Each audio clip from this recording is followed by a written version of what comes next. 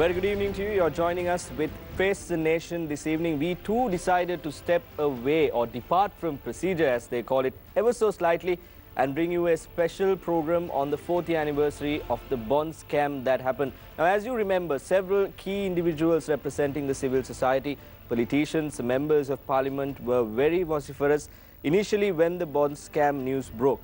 We got three such eminent personalities to our studios this evening to remind you of what happened during the bond scam and remind you the action that still should be taken to bring the wrongdoers before the law. Let me introduce the panel to you this evening. We have former chairman of COPE, D.W. Gunasekara, joining us. Good evening to you, sir. Thank you very much for being here with us. We also have former UPFA MP, Professor Rajiva Vijayasinghe, joining us this evening. Good evening to you, sir. And we also have Mr. Rusiripala Tennakon joining us here in the studio. He's a UPFA councillor and a senior banker. All three members were very vociferous in the run-up to the appointment of a presidential commission, and even thereafter they were very prominent in speaking out on the issues surrounding the bond scam. So without going ahead, I will also introduce the panel of journalists to you as well. This evening we have Faraz Shaukat Ali joining us. Faraz, good evening to you. Very good evening. Wonderful to have you here. Absolutely, a great pleasure to be here. We also have Zulfikar Farsan, the manager of Yes FM and Legends News, joining us this evening here in the studio. He has been going through the Bond Commission for over a year and reporting the facts to you accurately as to what happened at the Bond Commission. So we have all these gentlemen here in our studios to keep you glued to your seats, hopefully, to bring you details of the bond scam, the things that you already know and the things that you should know. So let me start with, firstly with Professor Rajiva Vijayasinghe. Thank you very much for being here on short notice, sir. And I want to give you the opportunity to establish a premise over here. My question to you initially is, we know, all of us in this room and many who are watching us from home are aware that it has been 4 years since the bond scam has happened, and the losses that entail this bond scam that we talk about. But my question to you is, even after 4 years, if one is to ask you, why should we now worry about the bond scam, what would your answer be? Well, I think three very important factors. One is, when the new government was elected, it came in on a policy of anti-corruption. And within 2 months, you had a more corrupt activity than I think the last government managed at all.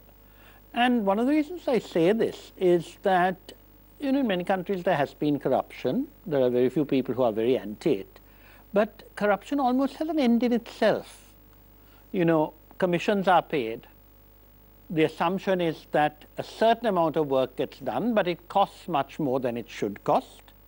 And in some cases, the work is more shoddy than it should be. But I don't think you've ever had a situation where massive amounts of money were made and nothing of benefit came to the country at all. There was no production at all.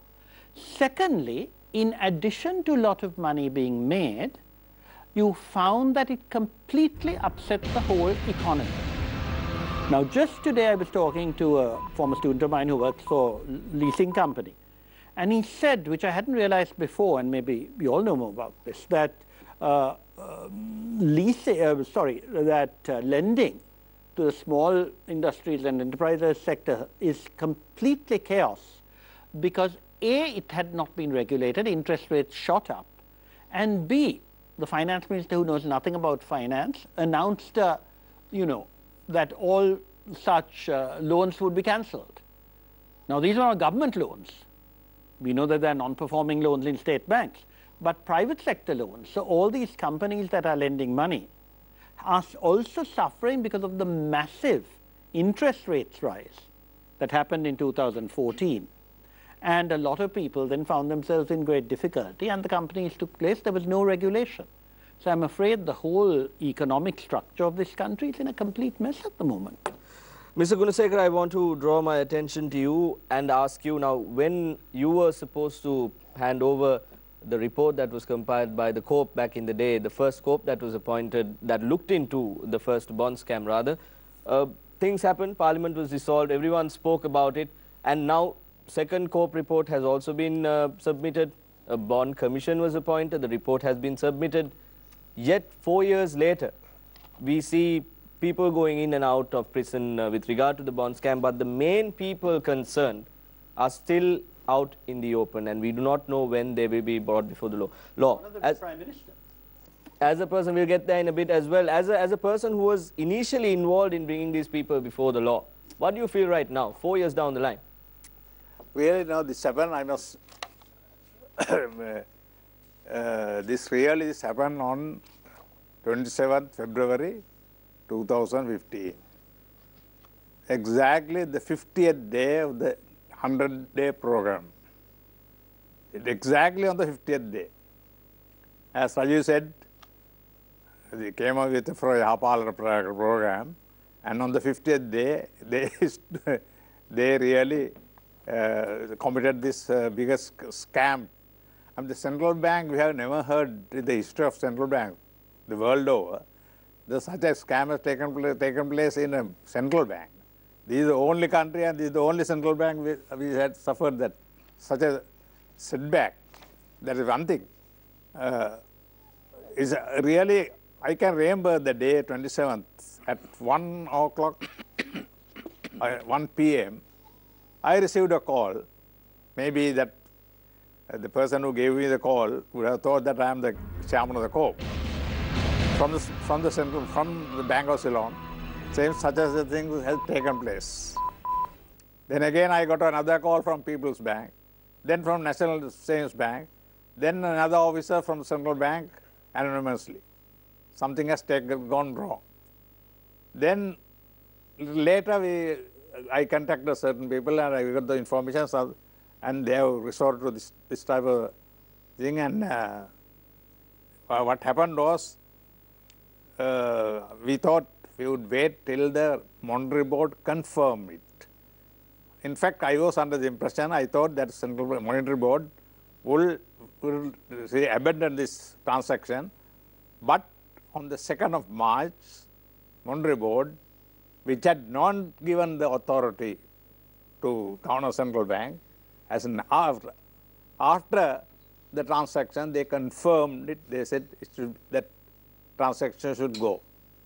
After that only, really on the following day, we were on the opposition bench. I spoke to the leader of the opposition, Nirmala Silla, then Dinesh Kunanandra, we raised this question. And on the Ranil Wickremesinghe, Prime Minister, in charge of the central bank, stood up and he said, I already decided to appoint a committee, nothing to worry. I'll get the report in my matter of time. That was the Pitipana committee. That was the Pitipana committee. So then we kept quiet. So the Prime Minister of the country and Minister in charge of the central bank, he promised to the House of the Parliament that he would bring a report, investigation report. You have brought us... After 3 months, he came and said, the report says that Arjuna Mahendran is completely exonerated, and further said that committee has no powers to go deep into the investigation. That is the end of it. And he said, I will now refer, the Prime Minister, to refer this to Attorney General. Yes. Then the whole crowd started, both opposition and government MPs shouted. Then Chamal Rajapaksa, the Speaker, he asked me as Chairman of the COPE, why don't you undertake the investigation? You know, I must mention here, this is the first time in the history of our legislature, since 1931, that a House unanimously entrusted the task of preliminary investigation to a COPE or to either COPE or COPA, whatever is the committee. Because normally we are required to go through the Auditor General to investigate into the affairs of the various government departments and ministries. That here in this case, House decided that we should initiate the preliminary investigation itself. So that is how and he was a member of the COPE, he was there. Mr. Gunasekara will get into more the details when we start the session of our journalists as well. I want to quickly move to Mr. Rusiripala Tennakon, taking a leaf from where Mr. Gunasekara stopped. Now, he mentioned about the committee that was appointed. Interestingly, I'm not sure whether you are aware, but we have had a news report today that one of the members of the Pitipana committee is also in another committee that is appointed by the UNP at present to look into the MPs who are cocaine addicts in the parliament. One of the 3 lawyers are in this committee as well. That is a side note. But Mr. Thenakon, I want to get your question as well. Now, when you take a look at everything that has happened in the past, now you were not a member of the parliament, you were simply looking at this from the point of a citizen of the country who was concerned about the banking sector. Now, these 2 gentlemen were in the parliament at the time this happened, and they have done their duty to the extent that was possible at the time. Now, when it comes to you, you know what happened exactly, and you were on TV, you were on radio, you were on multiple channels talking about this. Pitipana committee was appointed. The Prime Minister said that Prime Minister had several statements made regarding the bond scam in Parliament. Then we also saw the Governor admitting to our former English news director that he was aware of the change of system. Lots of things happened, but the common denominator seems to be the same person, the Prime Minister of the country. As a citizen, what do you feel about this? Yeah, I think now today we are looking at this issue in hindsight. Those days we were talking, we were foreseeing things, and then we were talking about what is going to happen, or certain things were not even revealed at that time.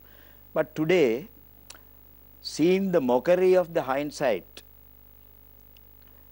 you know, we can guess only one thing, that this affair is having a very bad future. That's my impression.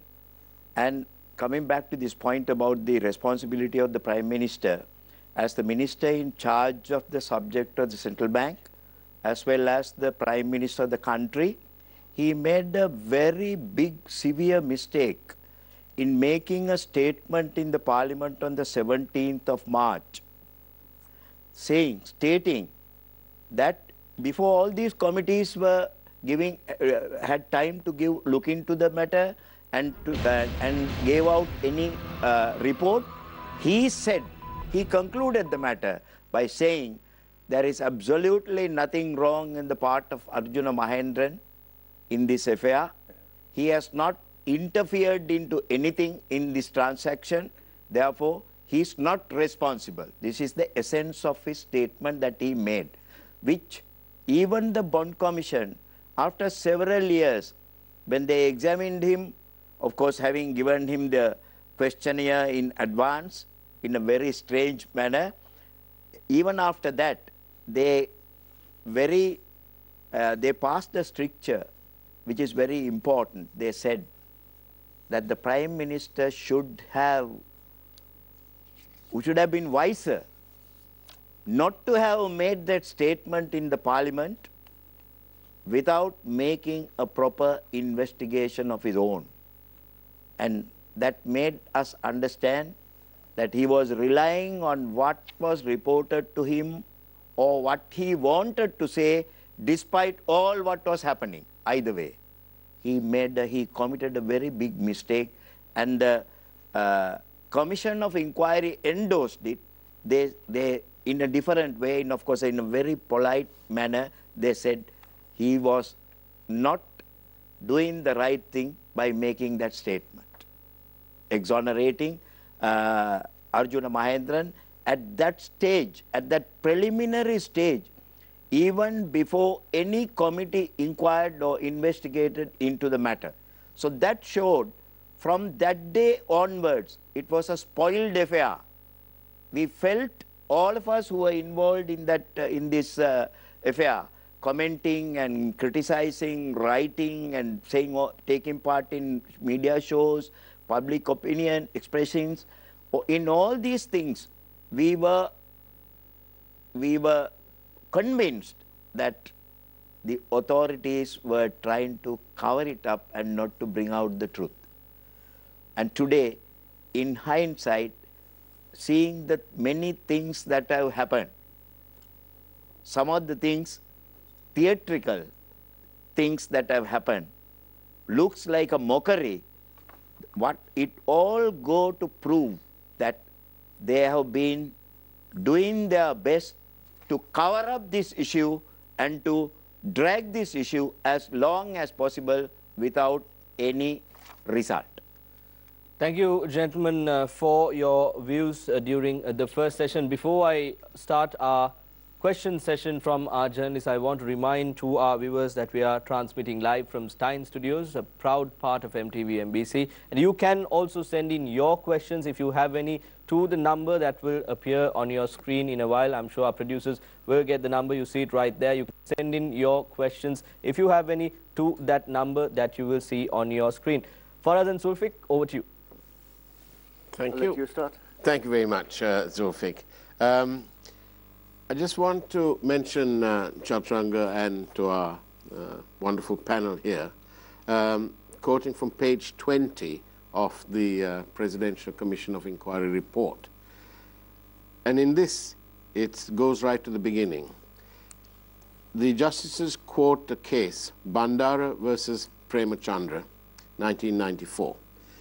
His Lordship, Justice Fernando, held that the state must, in the public interest, expect high standards of efficiency, service, and fairness from public officers in their dealings with the administration and the public. In the exercise of constitutional and statutory powers and jurisdictions, the judiciary must endeavor to ensure that this expectation is realized.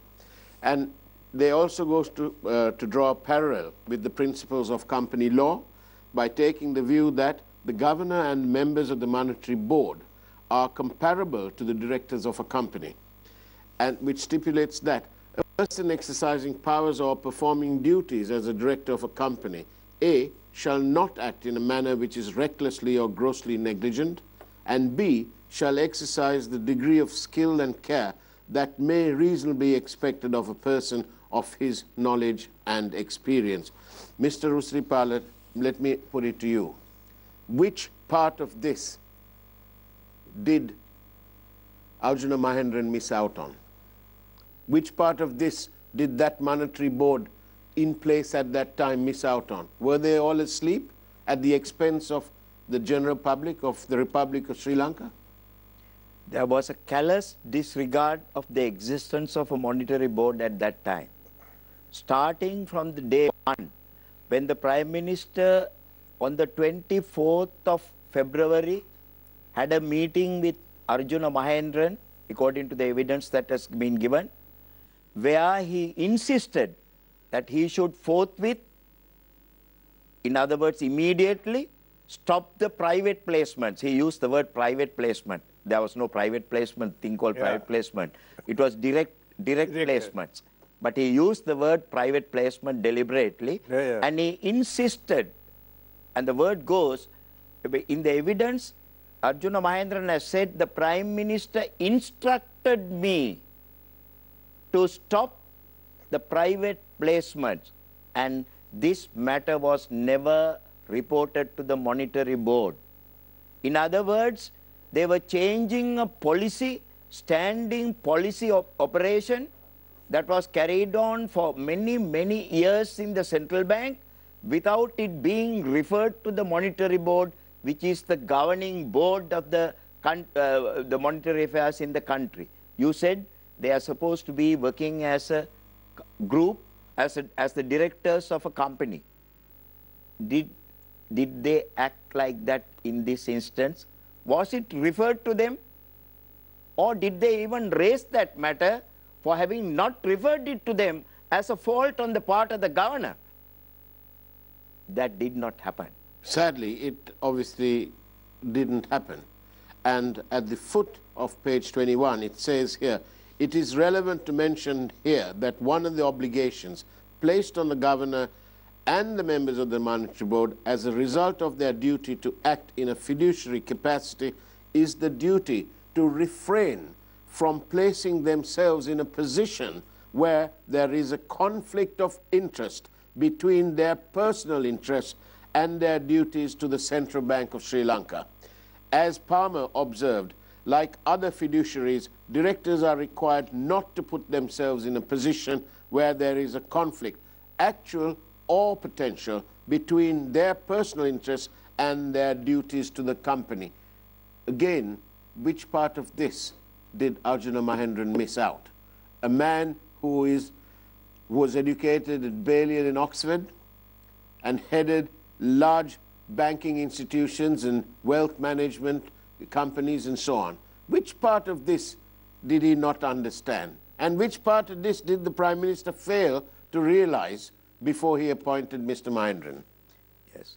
Well, it is reported and it has come to light, it is revealed that there was going to be a very strong conflict of interest issue between, in the first place, between Arjuna Mahendran as the governor and his son-in-law, who was the director of a primary dealer company.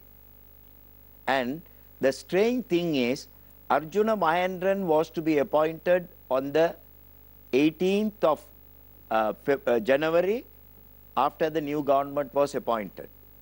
On the 16th of January, Arjuna Aloysius, his son-in-law, resigns his directorate from the Perpetual Treasury's primary dealer company.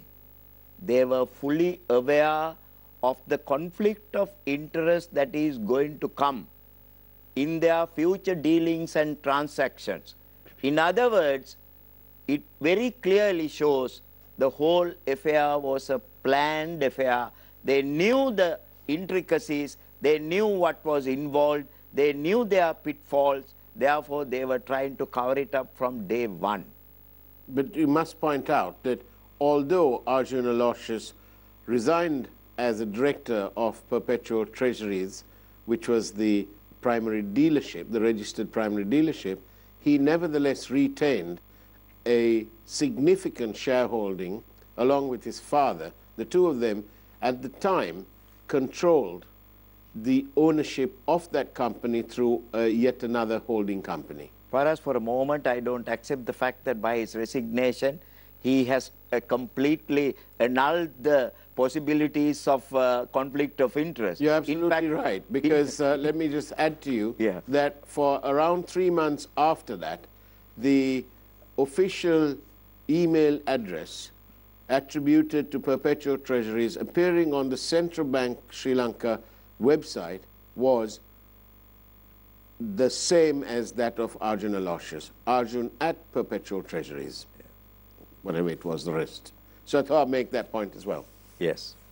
So from the beginning, we are aware that that they knew what was to be done, what they were going to do, and they were fully aware of their pitfalls. They were trying their best to sort of shirk those possibilities as much as possible and emerge as if they were not involved in any of these conflict interest issues. With your permission, Faraz and Sulfik, I have to ask a question from Professor Ajay Vidya Singh. As we just put out my personal mobile number on air, we have been receiving several text messages, and one important question that I felt important to ask you was the fact that when this matter came to the COPE the second time around, we heard almost everything that happened in the COPE coming down from the questions that were raised down to the footnotes that were placed. But when it comes to the first COPE committee headed by, of course, Mr. D.W. Gunasekara, and you were also part of this COPE, the information was not so available to the public and the media because the COPE committee could not hand in their report. The parliament was adjourned altogether, dissolved rather altogether. So I want to ask you, when initially you all were questioning these people before the COPE committee, what was the questioning like, and what were the answers that you all received? Because by that time, were you all aware of what was happening, or was there that situation where they were trying to tell you what was happening, and what was it like, basically? That was the question that I got as well. Well, I think the most important fact was the sheer horror of many of the officials of the central bank. There was one exception. There was one deputy governor who I thought was a bit crooked, but perhaps he was only stupid. Samara, whatever his name was. Samarasiri. Yeah. But the other two, plus the junior staff, were really superb. And I still remember, you see, this denial of Ranil Wickremesinghe and Arjuna Mahendran about him interfering. You know, we asked, and Deepa Seniviratna, who was in charge of dealing, she said, you know, we told him not to take 20 million, which is billion or whatever he wanted. They said, well, didn't you tell him not to take 10? She said, we told him, and she almost burst into tears. And that woman had put on the minute that it was at the instructions of the governor that so much was taken. And I think if she hadn't done that, the lies that the Prime Minister has engaged in, he would have got away with. Well, they would have said, no, Arjuna said nothing. Arjuna wasn't involved. He didn't come into the room. He stood outside and waved at them, but he never said anything. But Deepa had the courage to say that. Lots of the others, her deputy Azim, I think chap was, superb mind. The two of them did a very good, essentially made it very clear what the lies were. And you know, I think what really surprises me is why the groupies still think of Ranil Wickremesinghe as honest. You see, take that one factor that we heard, that Ranil ordered Arjuna to stop what he called direct placements, which had no business to do. Private placements. Absolutely wrong. He called it private placements. It's not. The system of direct placements had been approved by the Monetary Board some years earlier. I'm not saying it's not wrong to change it. But if you change to auctions, you offer what you're going to take at auction. You know, if you said, if you want 10 billion, you must do it all by auction, not the old system which the Monetary Board had approved. You take 2 billion by auction and fix that lowest price. There are those who say you must auction it fully, but of course, as W. Vijayawardena has said, if you auction completely for 10 billion, the price will go up. But what is absolutely wrong and unacceptable is to auction 1 billion and then give 10 billion, especially when there's only one bidder. So, you know, the sheer dishonesty of the Prime Minister is so patent. And as you know, for me it's even more shocking because although I've disagreed with his politics, I've always assumed that, he's a member of an honest family. But C.L. Wickremesinghe's grandson, Esme Wickremesinghe's grandson, Bishop Lakshman Wickremesinghe's nephew, how could he do this to them? How could he plunder Sri Lanka so ruthlessly, coming from that sort of family? I find it miserable. You know, people say I resigned because I wasn't made a mistake. I resigned my ministry, but I stayed on the government side until this happened. Do you think he did it for personal gain? Yes, but remember, by Ranil and the groupies say he doesn't put money in his bank account. And that is true. Have it under the mattress? No, I don't think he does it at all. Wow. But unlike, his wife, unlike other wives, is not fond of jewels and all that. He doesn't have to steal to buy her jewels. Right. But they like five-star hotels, they like dining out in restaurants. Who pays for it? I thought his friends did. The United National Party. And who benefited from this? Who were the acolytes who went to Arjuna Mahendran and said, you've got to take 10 billion? Malik Samarekram and Kabir Hashim, one or two others. Malik not even being a minister at the time, chairman, secretary of the United National Party. Who benefited? And who ultimately benefits? The person whose bills are all paid by the United National Party, whose transport is paid by it, whose five-star hotels, and Maiti loves five-star hotels. But can he afford it on the sort of income that his parents and mine left us? No, someone has to pay for all this. And the country has paid through the party. And they pay for elections. This party that was bankrupt in 2014 is flush.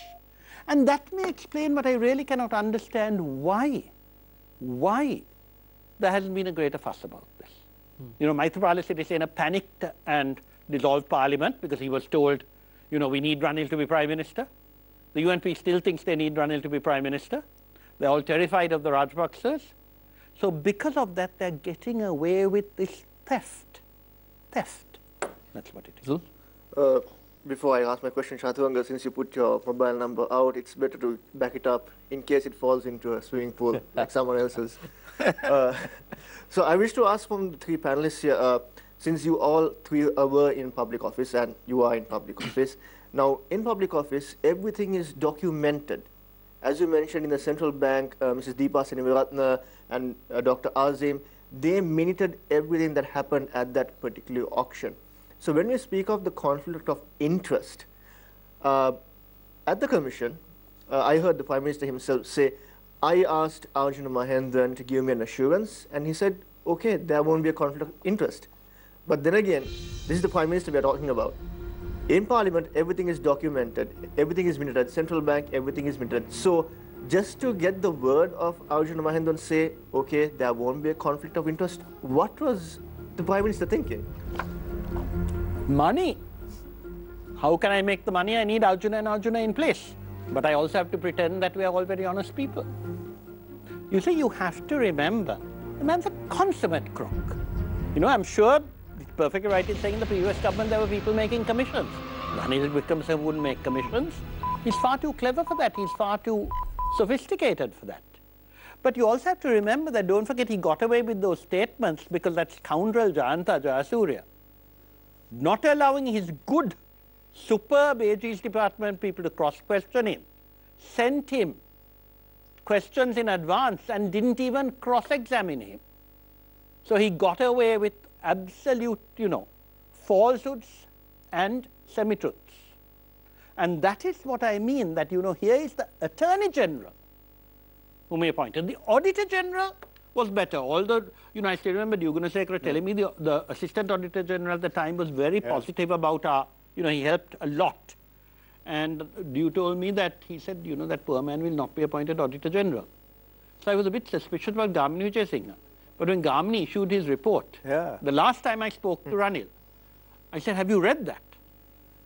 He said, that man doesn't know anything. We should never have appointed him. Yeah, we should have put the deputy. I think we'll have to get rid of him. That's the way this man talks. And he gets away with it. Bloody crook gets away with it. We should have to get rid of the Auditor General. Deputy was a smarter man. To add a point to what he asked, the Prime Minister is having this experience of, running away from these responsibilities that easily. He was asked the question number 20, if I remember correct, in the order of those questions that were sent to him in advance in writing for him to get ready and come, was to ask him whether he did not think it proper to see whether Arjuna Mahendran followed the procedure in carrying out his directive. His answer was, no, that was left to him. I thought he would do it. The same thing, no? The same thing. Same thing. He said, oh, I thought he would do this. So he left it at that. But of course, the Commission was happy with that answer. The Commission didn't, but also the second thing is, okay, let us assume that he did it in good faith. But when it became clear that Arjuna hadn't done it, that he had abolished direct placements but not done auctions properly, Ranil still continued to defend him. And you remember him telling us, no, if there are charges, he'll come back to face them. You remember him saying, no, we don't need to cancel his passport or anything, he'll come back. Liars. Gentlemen, with that, we have to go in for a short commercial break. We are discussing 4 years after the bond scam happened. Very strong statements by the two gentlemen who spoke in the second round. I'm sure our journalists will have questions for Mr. D.W. Gunasekara when we come back as well. Stay tuned. You're watching Face the Nation.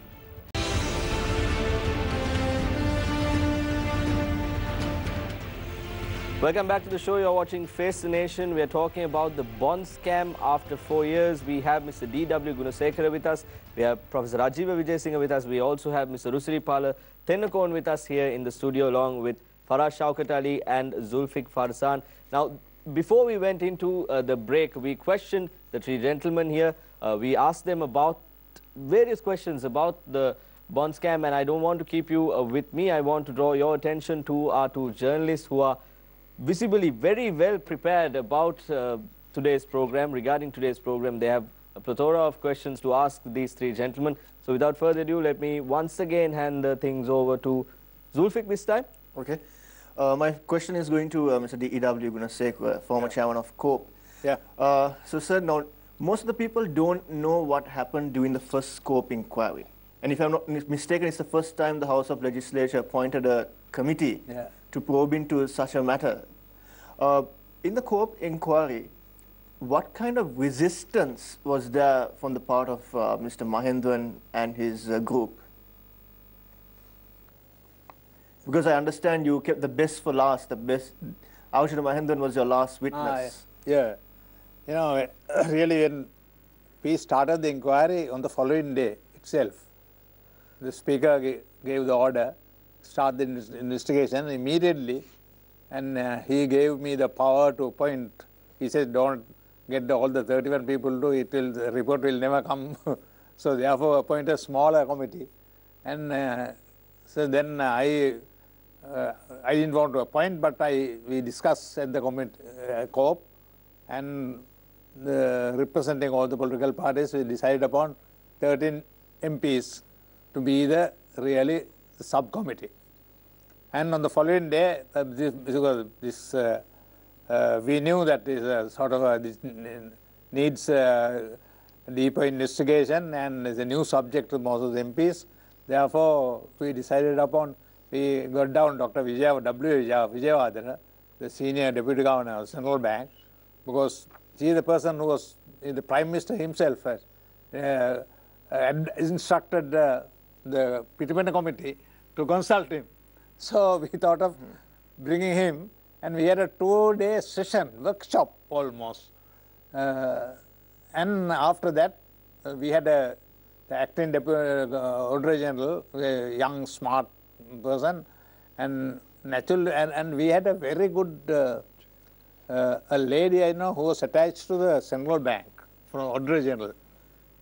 They had been following all these bond transactions closely, and they had a very perfect knowledge. And so we started, I thought of summoning the minor officials first, leaving the governor for the last. Then it took, I think that evidence, the report has 449 pages. The evidence itself, 449 pages, I can remember very well. And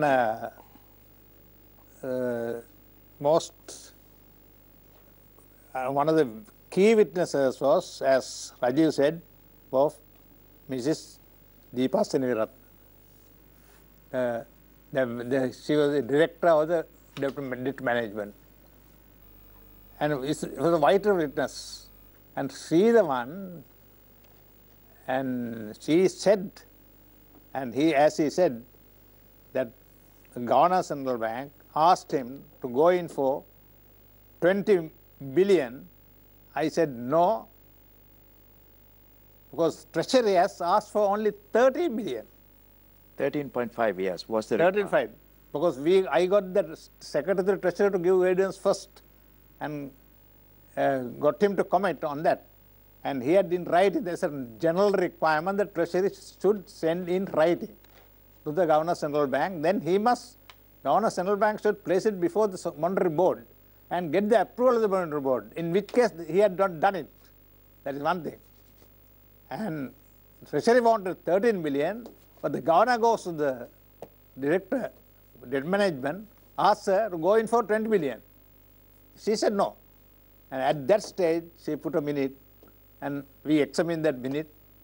And she said, the Governor instructed me. I said no. And she put the, luckily, I mean, she had been there only few days. She had been transferred to that place. Yeah, only 1 month, less than 1 month. Less month, and probably Governor thought that she is a novice and knows nothing about debt. So the easy for him to control. That must be the Can I add a rider to Gunasekara's thing? Now, he was mentioning about the financial requirements sent in by the Treasury to the Central Bank. They said 13.5 billion was the needed amount for the month of March. They sent it on the 20th of February to the PDD to raise that money. On the 26th of February, the day before the proposed auction, following day, two ministers, along with Malik Samaravikrama as the advisor to the Prime Minister, met in the Central Bank to decide that they wanted 15 billion in addition as additional funds to pay the contractors for the road construction work. Prime Minister accepted this position in the evidence at the commission. He endorsed it. He said he knew about that meeting. He said that he knew about the financial requirement. So, for Arjuna Mahendran to ask for the entire 20 billion, which was offered by more than 75% by Perpetual Treasuries, his son-in-law's company, he had created the groundwork to endorse that situation. And let me just note that, it looks a bit odd. The Treasury asked for 13 billion. But following the previous principles, they were going to raise that by advertising, I think it was 1 billion, but doing the rest by direct placements. Yes. Yes. Because as Vijay Vardhan explained to us, that is done by many central banks all over the world. Because you fix the rate at a lower level because you've only advertised 1 billion.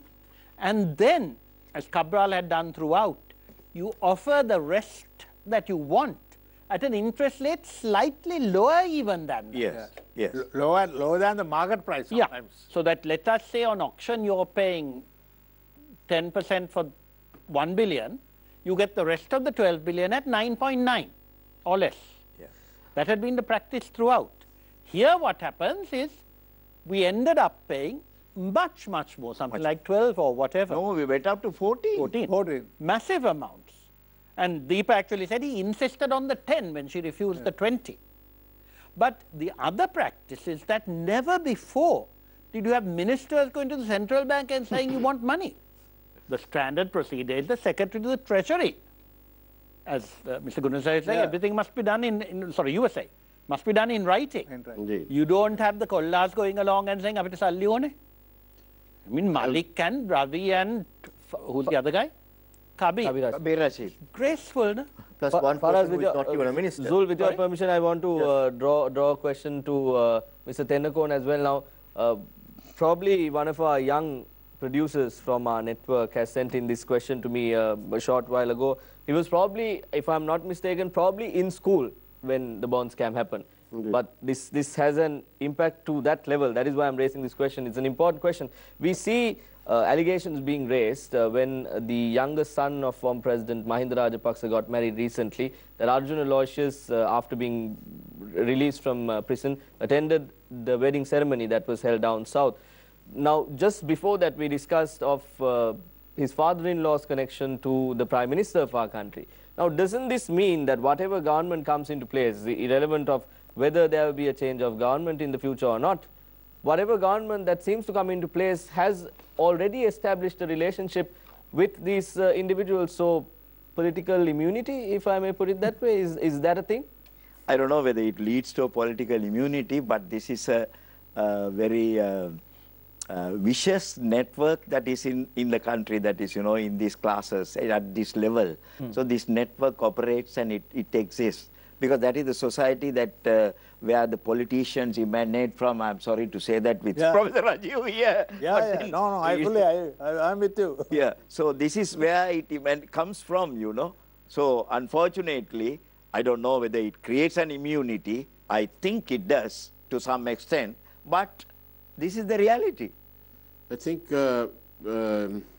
Risipala and Mr. Professor Rajiva and Mr. Gunasekara, I think you'll all agree that after 4 years and with no finish in sight, I think at least we ought to make clear that there is a real need to try and identify the real mastermind behind this whole sordid transaction. I'm again going to repeat from the Commission report, and this is going back to the beginning, about the conflict of interest, page 943. This is what the Commission had to say. Mr. Mahendran has repeatedly assured the Honourable Prime Minister, their words not mine, that Mr. Aloysius would not under any circumstances play any role in the business activities of Perpetual Treasuries Limited. It appears that the Honourable Prime Minister has relied on those assurances given by Mr. Mahendran. We consider that the confidence which the Prime Minister states he placed in the assurances given to him by Mr. Mahendran was misplaced. We are of the view that the more prudent course of action would have been for the Prime Minister to have independently verified whether Mr. Mahendran was, in fact, honouring the assurances he gave. We regret that the Prime Minister did not take that course of action. Mr. Rusipala, that is as close as they get to holding the Prime Minister responsible in part. What's your take? Yes. This is no secret. This is an open thing. You know, having said all this, having put all these things down in writing, you know, it is unfortunate that there were no other strictures passed on the Prime Minister for his responsibility. What do you say, that is the most surprising thing. What do you say, Professor Rajiva, to this bit about we regret that the Honourable Prime Minister did not take that. Let me put it this way. I think the real villain of the piece is President Sirisena. And I'll tell you why. Why is that? Because when you talked about the network, we elected President Sirisena because he was clean comparatively. He wasn't part of this network of people who were making money from each other, people who were, you know, had to be seen with all the rich people. But at that same time, Professor... But President Sirisena did three things that I think were absolutely wrong. One, he dissolved Parliament because he panicked. Two, he dissolved Parliament because he was persuaded by his Prime Minister? No, he was persuaded. I mean, people told me that foreign envoys came and told him because they were threatening him. Who were they acting for and on behalf of? Sorry, the Prime Minister. Because also I have to say this, that the stupid opposition wanted to pass a vote of no confidence in the Prime Minister. And I told them, go and tell the President, appoint someone else you want. And Vasu always says this. He said, you know, you were right, but we thought we had the majority. Nothing like an old leftist for believing in Westminster. No? Vasu didn't understand that the presidential constitution allowed President Sirisena to dissolve whenever he wanted, the old one. So, of course, when Sirisena panicked and thought that they were going to push Basil or Dinesh on him as Prime Minister, he panicked. And, of course, he went and dissolved. Secondly, he allowed Arjuna Mahendran to be reappointed. I think that was very bad. He should have stood up then. You know, President Sirisena, who finally displayed some guts last year, I mean, poor fellow, I do feel sorry for him. He's a nice man. He kept kowtowing to this crook. And then, thirdly, once this report came out... By crook you refer to? The Prime Minister. He should have demanded the Prime Minister's resignation. You know, as you know from the crisis last year...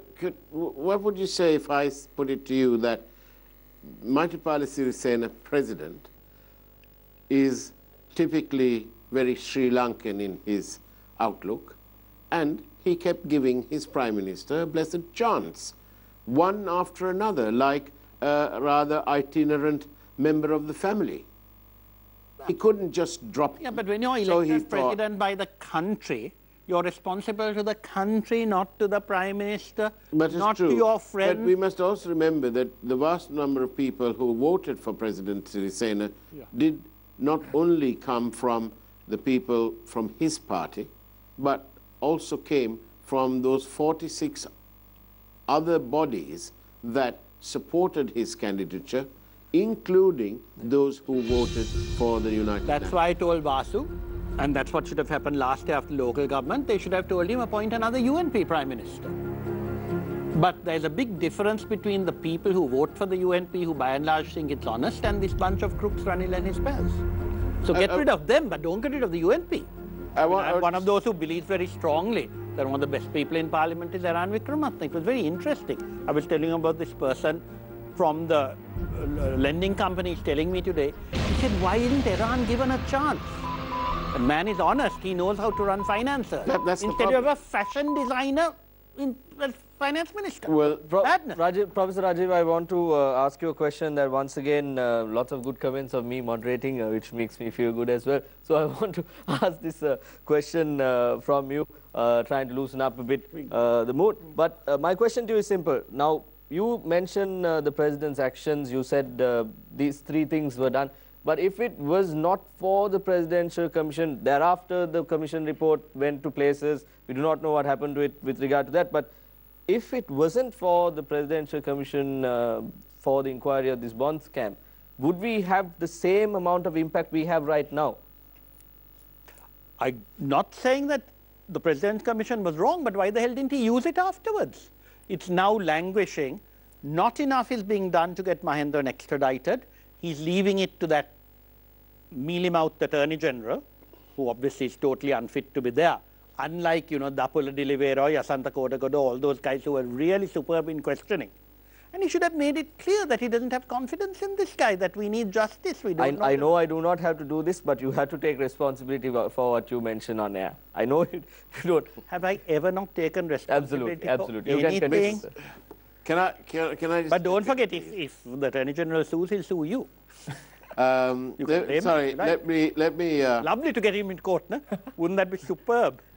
Can I... Don't you want it? because 4 years on, and half an hour left of the program, Ms. Rusipala, I'd like you to focus your mind on the possibility, however distinct it may be, of, or however distant it may be, of actually recovering some of these monies. I just want to put some figures to you. Again, none of this is made up by me. It's right here in the Presidential Commission of Inquiry report, and 2 Supreme Court judges sat on that commission. I believe both of them are still in service. One of them. Okay, here we go. Page 938. We are of the view that, in these circumstances, Perpetual Treasuries Limited has knowingly violated and acted in breach of the provisions of the Code of Conduct for Primary Dealers. So on, we go on. We are of the view that the total net cash inflows, monetary gains made, amounting to 8,529,964,495, and if you want to know the cents, it's 61, received by Perpetual Treasuries Limited from the sales of treasury bonds during the period relevant to this mandate to the EPF and other statutory bodies were made by using inside information, meaning price-sensitive information. So there we have it. They've put down a value to how much the EPF lost, 8.5 billion rupees, or 8,529 million rupees. Now the law provides that... First, before you proceed, there's one more word you need to add. Indeed. Market manipulation. And by market manipulation, well spotted, Zulfik, inside information or price-sensitive information, and by market manipulation. Now, the law provides that people who are guilty of that can be liable to twice that amount. Yeah. Up to twice that amount. Yes. Twice that amount is approximately 17 billion rupees. Yeah. A little bit more, 17.048, around that amount. Now, if the EPF had that money, with today's interest rates, they would be earning 500,000 rupees or 5 lakhs of rupees each and every day. Are we going to get this money back? For us, the Commission, I think, was very clear at on this point, because they quoted the relevant section of the stock exchange regulations applicable to this instance very clearly. And they said that according to any violation of that section will make the person so violating liable not only to pay the amount as damages back, or I mean make good the money, the loss, twice the amount, they are also liable for criminal action. They can be imprisoned after an inquiry, judicial inquiry at the magisterial level held. They could be sent to prison jail that is very clearly stated in that section. If you read through it very carefully, they have quoted the section, the very part that is applicable, and the punishment that can be imposed. Unfortunately, very recently, instead of bringing that fugitive back to Sri Lanka and making him to face the magisterial inquiry and then go through these charges and then face this music, the Prime Minister of the country was trying to see whether the possibilities of changing the law by converting the criminal part of the offence to a civil part. As far as we could understand, the secret of that exercise, that is what appeared to be. By changing a word. By changing a word. By changing the word, yes. Damages to something else. Liability and damages. Between the liability and liability is a continuing thing. And the commission, for us, if I am not mistaken, they did not make an assessment of the futuristic part of this fraud. It runs to 30 years. And people in the financial circles had done calculations on their own, applying various possibilities in the financial world, what could happen, what could transpire in the progress of time. And they have assessed the loss to be in the region of $1 trillion. Mr. Rusipala, point noted. We have to go into a short commercial break. For us, we are at 10:30. We have close to about 25 minutes more for the show. But what Mr. Rusiripala Thennakoon was referring to a paper article that said that the Registered Stock and Securities Ordinance is going to be changed in the hope of earning back losses to the tune of 8.5 billion from the people who are responsible, change of word from liabilities to damages. That was what Mr. Rusiripala Thennakoon was referring to, if anyone missed that. With that, we have to go in for a short commercial break. When we come back, we'll have the final session. That final session too will be run by the two journalists who are, as I mentioned to you earlier, very visibly prepared for this. We'll be back right after this.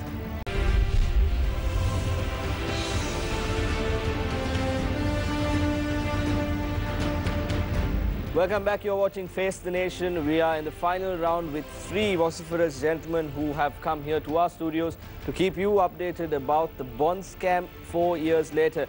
Now, before we go into our final round with Zulfik and Faraz, who are seated here, I want to draw your attention to an important point that was raised during the commercial break that we just went into. Yes, the legislature of our country is looking into people who are addicted to cocaine, parliamentarians and ministers who are allegedly addicted to cocaine inside parliament. Yes, they spend about 100 million rupees to install new elevators inside the parliamentary complex just to go. How many floors, Mr. Gunasekara? 3 floors, 4 floors in the parliament? They can't walk. Four floors. So 100 million for 10 elevators to just walk for 3 stories of 3 flights of stairways. Now, with all of this, 4 years down the line, the media has been talking about this. These 3 gentlemen on multiple occasions have been talking about this. But up to date, have they discussed about the bond scam and the presidential, especially the presidential report that was sent out by the bond scam? They have not. So let me once again open the floor for Faraz and Zulfik to ask questions from our 3 eminent panelists. Faraz this time, I think. Okay. We'd agree that Zulfik... Right, Zulfik, go ahead. Sorry. Okay. Give an opportunity. Like you said, Chaturanga, the House of Legislature has not even touched on this topic. Even the Pacific reports, there were comments made that we don't have the Sinhala translation, we don't have the Tamil translation. Honorable Sumantiran has put a full stop to it. The Bond Commission report seems to be going nowhere. Like the Bond Commission report, there's one other thing that's going nowhere. You know, we're talking about the bond auction on the 27th. Are you referring to the country? Going nowhere is our country, no? I believe so, the country too. Now, the bond auction 27th of February 2015. Now, that's been discussed, criticized, condemned, various people commenting on it, including your eminent personalities. But one thing is missing. That's the second bond auction, 2016. No one's talking about it. And the loss is even greater. Much. 40 million. So why are we not doing anything about it? I open the floor to you. Well, I think again I told you, the problem is Sirisena. Sirisena, who still has a reputation for decency, is not doing the decent thing. You could have another commission on that. He could have a referendum on this subject. He has the power to have a referendum. But it's not binding. What's the point? Sorry? But the commission has gone into that as well. No. You can have a referendum in which you suggest certain measures that should be taken. And if the country votes for it as it would, I think Parliament would be long gone. He lost a golden chance when he got a vacancy in Parliament by not putting me in, because quite frankly, Ranil would have dissolved Parliament immediately. You know, because you need someone who will keep attacking. As the only person who kept proposing legislation under the last government to try to introduce some reforms, you've got to keep these guys on their toes. But I'm afraid our opposition is much more interested in lifts. Even the standing orders, they haven't done anything. They've allowed standing orders to be destroyed. So I think there is a strong case for lighting fires under the opposition, but they are complacent. They're thinking, oh my God, we only have to wait 1 year more. Before that, there'll be a third bond scam and the UNP will make so much money they'll win the election. There's been some criticism that that Mr. Ravi Karunaka has found his way back into the cabinet. But the Presidential Commission report says that we are of the view that the evidence before us suggests that Ravi Karunaka, while he was the Minister of Finance, derived a substantial benefit from the lease payments made by Walton Rowe Associates Private Limited, which is an associate company of Perpetual Treasuries, which is owned and controlled by the same persons who own and control Perpetual Treasuries Limited. Elsewhere in this report, the ownership of Perpetual Treasuries is referred to and attributed to Mr. Jeffrey Aloysius and Arjun Aloysius, father and son. We are of the view that these facts and circumstances should be examined by the Commission to investigate allegations of bribery or corruption. Now, this is the whole point, which is why, quite clearly, there's nothing wrong in the eyes of the law so far that Ravi Karunaka is supposed to have done. Why, anybody on the panel, please, why, what is holding back the Bribery Commission or the Attorney General, the police, all these authorities? They've all got stacks and stacks of rules and regulations and procedures. Why are they not acting? But if I'm permitted to say something on this, there was a very, I don't know, they also should contribute to this one. I would like to start this. Now, there was a debate about a new law or a draft of a new law being presented to Parliament and which was held in abeyance by the Parliament for several months. It is now just that was a law that was required by the Bribery Commission to make the evidence that were given before the Commission effective and valuable to be held or to be dealt with in their inquiries at the Bribery Commission level. It was passed. It was passed. It was not passed. It was passed recently. It was passed. So now they can take action. Yeah. But it was passed very recently. Yeah, recently. Very recently. Yes, maybe 4 weeks. And they made it retrospective effect. Yes. It was mentioned. So now they can proceed. But the evidence is, Mr. Karunanayake never agreed that the rent for his apartment was paid by this company. He said it was reimbursed by his family to the company. Yeah. Mm-hmm. That is evidence. I thought he said he didn't know how it had come. Yeah. He first said that. First he said I didn't know anything about it. To be fair, as we speak, quite rightly, he, as anyone else, any other member of Parliament, can expect, if they want to, they can expect a seat in the cabinet if the President and Prime Minister are so willing. But as far as from a country, people perspective, it seems to be an awful lot of a waste of money and time, this whole entire Presidential Commission of Inquiry. Because on the one side, they say that no person of any station or standing has made any form of attempt to influence. Okay, but then I notice, as did the rest of my fellow citizens, that the Prime Minister was encouraged to attend there. with kid glove treatment. He got the questions beforehand. Why? Why wasn't Madush or any of these people questioned about drugs? Why weren't they given the questions beforehand? I thought that when you enter court, for example, when Admiral Ravi Vijay Gunaratne, or Commander, Admiral? Admiral, when he came into the Fort Magistrates Court, although he was a serving officer and the head of the CDS, he was asked to go and change from his uniform. So I know there's no uniform for the Prime Minister, but when you treat the Prime Minister by letting him have the questions in advance, to me it's the same as entertaining somebody dressed up in all the regalia that comes with that office. But you forget that the Admiral Vijay Gunawardena wasn't responsible for appointing the Attorney General above the head of the most senior lawyer there.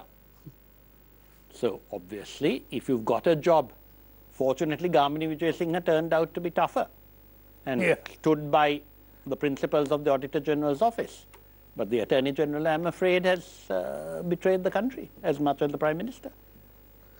I'd like to, I'd like to ask the panel, Mr. Gunasekara, do you honestly think, what are the chances on a level, say, 1 to 10, what chances are there for the Republic of Sri Lanka to recover any of these monies from the people who perpetrated the biggest financial scam on the people of this country? Not my words, the words of the Attorney General himself. I am rather on the pessimistic side. As long as the UNP holds power in this country, they will not take any effective means or measures to bring the culprits to books. The law has taken its own course of action and it has got choked in the way. Now the fugitive living far away from reach, and there no action being taken by the authorities to bring him. Why do you think, Professor Vijay Singh, why is it that... Mr. Gunasekara has not answered his question. Oh, sorry. I said I'm on the pessimistic side. Oh, right. Okay. Sorry. Professor Rajiv Vijay Singh, why do you think that there is apparently no move to charge Arjuna Mahendran in absentia? For us, 4 years have elapsed. It's not being debated in the Parliament in the first instance. So you mean this commission, this report that we've been discussing here is not being discussed in Parliament? That's a report only for us. Being discussed the world over, except in our Parliament. Why? Why do you think that is happening, Mr. Gunasekara? I don't know. Obvious. You see, because this opposition is as preposterous as the last opposition was. One of the reasons that Mahinda Rajapaksa got away with a lot of things, well, there was no opposition. You take even the Parliamentary Council. Ranil did nothing to object to people like Mohan Peiris being appointed. Similarly, with regard to this particular Parliament, you don't have an opposition doing its proper job.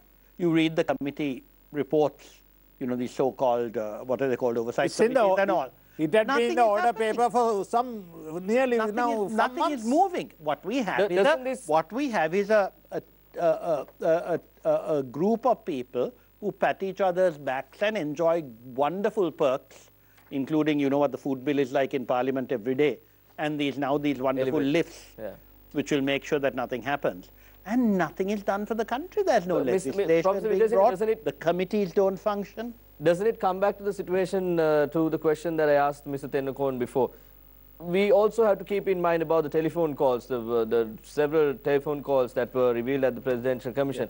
Political immunity. Every side seems to be having relationships with these individuals who are connected to the bond scam. Therefore, as you mentioned, like the previous opposition, the current opposition too is silent. The government is silent. The ruling party is silent. People had taken calls from the ruling party itself while they were sitting in the COPE. So doesn't this mean that they are protected from all aspects? They're covered from all angles. And that's why, like Mr. Gunasekara, I'm very pessimistic. But rather foolishly, as you remember last time round, although I had the greatest regard for Mahinda Rajapaksa because he won the war, there were various reasons why I didn't support him the next time. I thought we have a president who's different, who will be able to move. He proved a broken reed. I think the only possibility is a strong president who actually is more honest. Whether we have any candidates for that position, I don't know.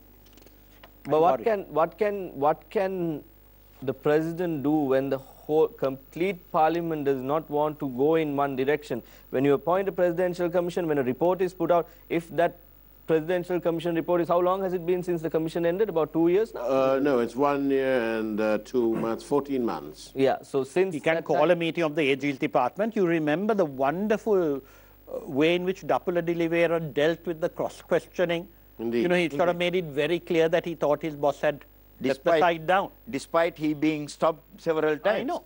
But, you know, if the president works with people like that, then lights a fire under the Attorney General. And then we hear the report, Mr. Tennakon, as we mentioned a while back, that the Prime Minister calls a meeting with the Attorney General's department, several people from the Attorney General's department, to look into possibilities of changing the Registered Stock and Securities Act. Now, ordinance rather. Now, this again comes to the situation of how this is politically being covered from all angles. So when that happens, how do you expect for action to be taken against them? That is why I said at the beginning of this program, we are now seeing the mockery of the hindsight of things happening in the hindsight. So we can foresee the same thing will be continued and we will see no end to this. This will die a natural death. Only a big political change can bring about, you know, bring out the culprits into the boxes and then they will be punished. Mr. Tennakon, just one question. They tapped the EPF. They had their informants everywhere, sitting at the commission, listening to the evidence. It was clearly evident how PTL spoke to a dealer and told him to do their bidding. They simply looted the employees' provident fund, South Asia's largest provident fund. It's all our hard-earned money. Every single person, even from the janitor to the peon to the executive, all our money goes there. They tapped the EPF. Looking at the sum of money, 8.5 billion, could be even more when you look at the second bond scam as well. Yes. Looking at the lump sum of this money, the future of this country as a whole, the day that we see that this money being recovered seems to be very far away. But with your expertise, I would like to ask, do you think we'll ever see justice being served against the perpetrators? The law, if they are seriously interested in pursuing this matter, can take its own course with regard to the losses and the damages done to the EPF. You know, in the case of the EPF, how they did it is very obvious. They transferred selected people from the central bank to the National Savings Bank. They transferred people inside the central bank to go and man certain vulnerable, important points in the EPF, where bidding has to be done, where bidding has to be stopped. Yeah. They put their own people.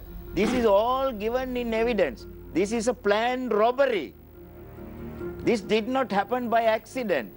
They selected the people, they sent them there, sent them here, transferred them, promoted them, and fellows got huge amounts of money divulged in the Commission of Inquiry law. Millions are paid to petty clerks for handling the job in the way that they wanted. They were transferred. Arjuna Mahendran played a role in that. Yeah. The Minister of Finance played a role in that. Final question. Speaking of Arjuna Mahendran, Mr. D.W. Gunasek, one question for you. Yeah. When you were COPE chairman, you got Arjuna Mahendran to come as the last witness. Yeah. Seeing how he gave evidence at the commission, I just want to know, what was his attitude towards you when you were questioning him?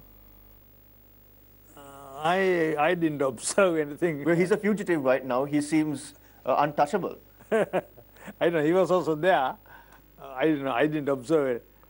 I did the preliminary questions. In fact, first thing, when we started the committee meeting, I mean, I decided that I should get them swear. That is the first time in the COPE committee investigation we get them to take oaths. even the Supreme Court, I mean the Commission, and you were there probably, Yes. they inquired, why did you think of following court procedures? I said I thought it was necessary. Then he appreciated that. So, and then he pointed to ask question, did Arjuna Mahendra take oath? And did he? The oath means now, I mean, before they're giving And this did oath he? by evidence. Did he take? Yeah. Yes. He has not taken oath as governor of central bank, but there he took Before the your oath committee? to testify. In testifying, he took the oath. Farah's final question. Gentlemen, I have a question for you. It's a series of events. The question is, I'll give you the question after I read out the bits, shall I?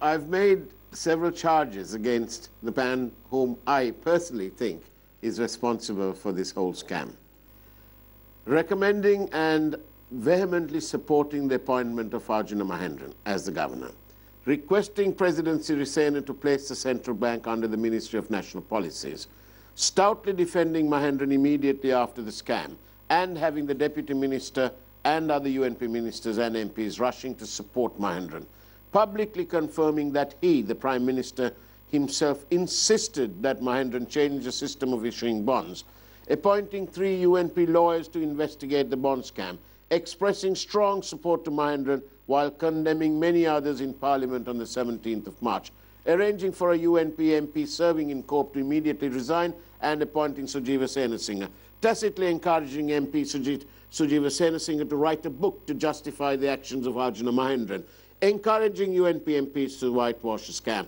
prevailing upon President Sirisena to dissolve Parliament just a day ahead before Mr. Duganarasekara's COPE report was out, tacitly encouraging and publicly supporting UNP MP Sujiva Senasinghe to obtain a stay order from a court to prevent the publication of the Duganarasekara report, prevailing upon all UNP MPs of the UNP in COPE to disagree with the contents of the 180 COPE report by inserting contradictory footnotes to weaken the strictures and findings as contained in the COPE report, prevailing upon the ministry officials to coerce the central bank officials to withdraw objections they made to the footnotes submitted by UNP MPs, trying his utmost to have Mahendran reappointed for another term, notwithstanding the massive number of misdeeds that he had reported almost every day in the media, providing a position for Arjuna Mahendran in the Prime Minister's office in an advisory role as soon as Mahendran finished his term as governor, and attempting to give an appointment as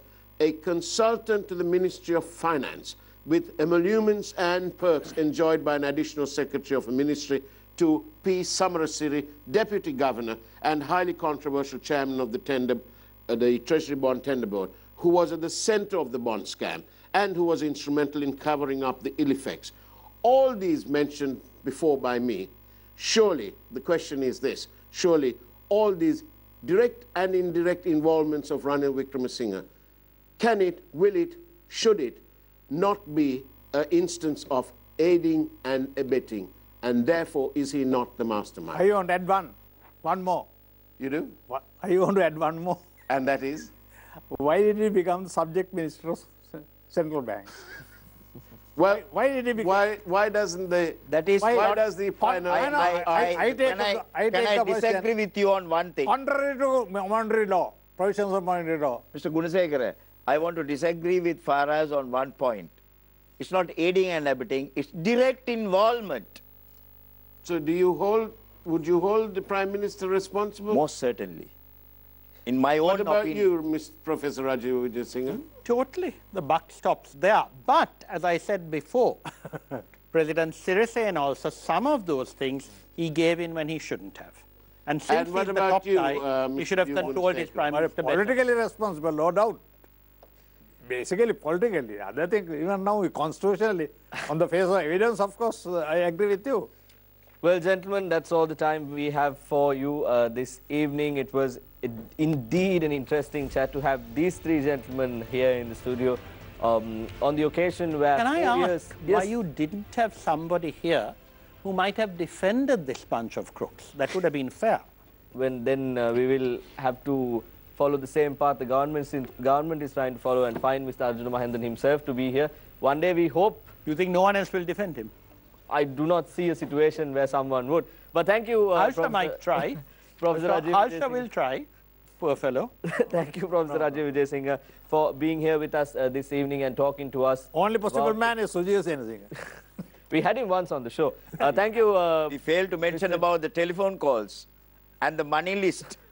We definitely have a lot to discuss What a about. bunch of crooks. But The money list which is long waited. Well, Chaturanga, with your permission, perhaps we should all remember that the actual 4th anniversary of the central bank bond scam, the largest scam ever to fall into the people of this country, to affect the people of this country, happened on Wednesday, the 27th. So this Wednesday, the 27th, on a special version, and here's a plug for Newsline, on Newsline at 7 o'clock in the morning, tune in for a 1-hour special where we will have even more questions and even more theories. Thank you, Faraz, for that as well. I want to thank Mr. D.W. Gunasekara for being here with us this evening, Professor Rajiv Vijay Singh once again for being here with us this evening, and of course, Mr. Rusiri Palatennakon for being here with us this evening. I want to also thank you, Faraz, for being here with us on a day where you have your show, Newsline, tomorrow at 7 a.m. as well. And Zulfik, thank you very much for being here with us. Pleasure to be this after evening. one, yeah. For everyone who might say that the Prime Minister, after listening to all the things that these 3 gentlemen had to say and these 2 gentlemen had to say, would say that the Prime Minister was just looking at what was happening and not doing anything. I think it was Albert Einstein who said the world will not be destroyed by those who do evil, but by those who watch them without doing anything. That's all we have for you this evening on Face the Nation. It was an absolute pleasure having you with us. We'll join you next Monday as well. Thank you very much for watching.